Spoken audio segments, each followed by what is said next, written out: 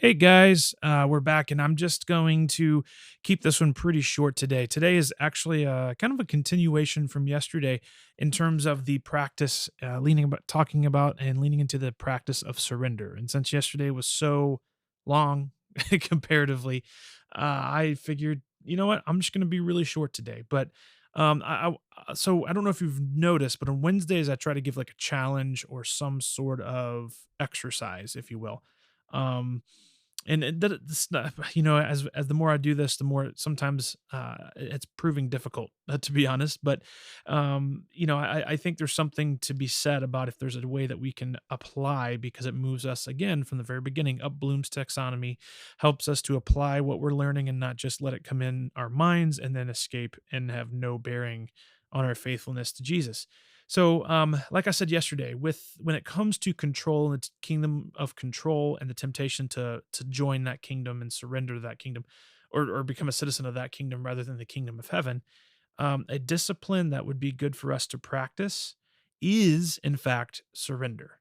And so, I've been challenged with the daily, but honestly, probably weekly is what I've been able to do. But I think there's probably some fruit to moving this from a weekly habit to a daily habit.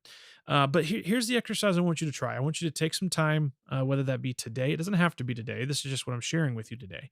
But there's 4 steps to this, and a lot. This might seem really, if you've been a part of Direction for a while, or at the very least for our 12-month residency that we just completed this past year, this a lot of this is going to sound probably similar to a lot of the EHS stuff we talked about, and maybe even some of the other stuff we talked about in previous years. But here's the exercise. There's 4 steps. The first one is this: is I want you to find a quiet space. I want you to find a space where you can sit in quiet, where you can be comfortable there. And then once you find a quiet space and you sit down and you're comfortable, I want you to take a deep breath, like in through your mouth and out through your nose, or in through your nose and out through your mouth, whatever it is. That's your first step. Your second step is put your hands palm down, palms down. The idea with this is putting them put your hands on your lap basically, and it's going to symbolize releasing control, because your hands are on your leg, on your lap, on your knees, or whatever.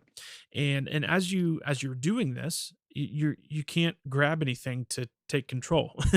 And so you place your hands down on your lap, and as you do, I want you to pray about the things that you need to surrender. They can be worries, fears, your tendency maybe to take control over outcomes, and like I said yesterday, in your life or the life of others around you. You can say it out loud, or you can just think of it and say it silently. But I do want you to name, and pray through the things that you need to surrender, and I want you to go through each one.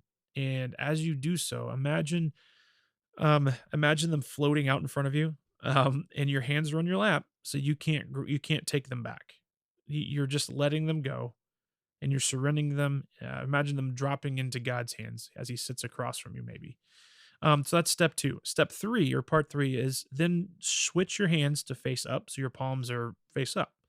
You can keep them on your lap if you want, but flip your hands over. And obviously, this we have done before. It signifies and represents receiving from God. So as you turn your hands over, I want you to ask God to fill yourself and fill you with trust, with faith, with a peace that does come from Him, that transcends logic and reason and understanding.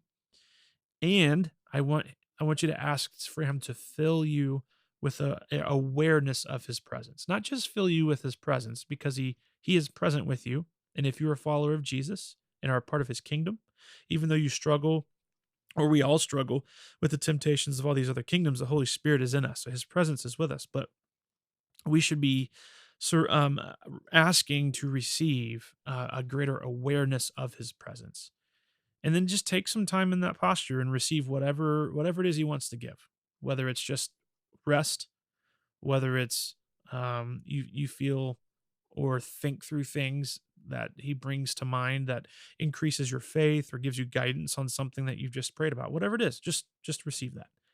And then the last step is everybody's least favorite one, and I'm not being sarcastic. I thought about being sarcastic and saying it's everybody's favorite, but the last one is sit in silence. And there's two parts for this. Number one, it's so you can listen more.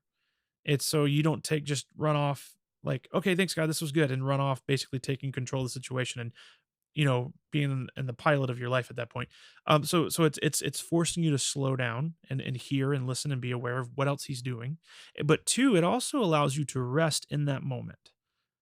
And I think there's something to be said about that because I think the kingdom of control for me gets the most victories in life when I am hurried and not at a sustainable, healthy, slower pace. So that's my exercise for you guys for here today and for this week.